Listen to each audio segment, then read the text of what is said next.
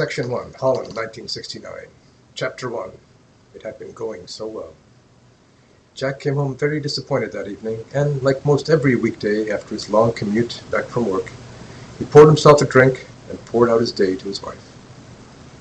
Bep stayed at home looking after the three boys, 11, 10, and latecomer Jimmy, ringing in at 5.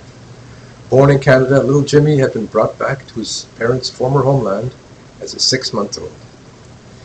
This evening Jack poured himself a second drink before starting his talk.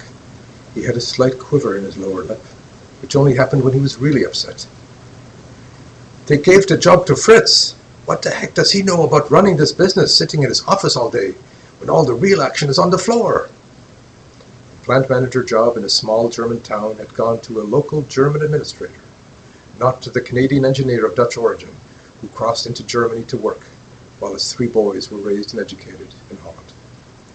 Every day Jack drove the 30-odd kilometers from a small Dutch village near the southernmost tip of Holland to the factory in Germany.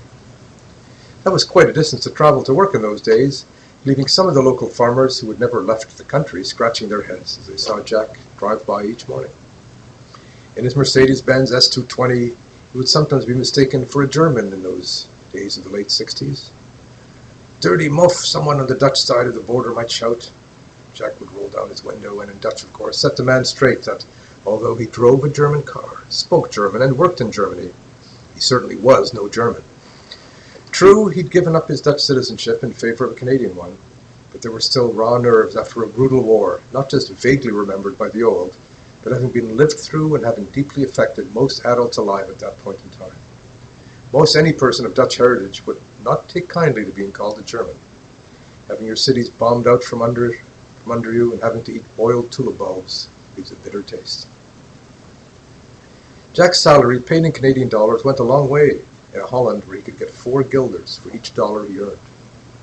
The past few years had been good years for him and his wife and their growing family. A nice salary, an attentive wife who thought the world of him, and his 3 boys, bright young lads, who also thought he was the greatest man that had ever lived. And although Jack himself didn't necessarily think that, he certainly was a talented and educated young man, an electrical engineer. Although not schooled in Delft, where the highest breed of engineers in Holland learned their craft, he was still an experienced engineer who had graduated from a good technical school, the first one in his family to go beyond high school. Also able to fix TVs, radios, bicycles, cars, and most other electrical and mechanical devices at that time, he had recently completed the assembly of a 3-tier electronic organ, soldering the very resistors and components onto the circuit boards of the do-it-yourself 2,000-plus piece kit. But his pride was now standing in the way of continuing to work in Germany under someone he thought was less qualified. It was time for him to return to Montreal.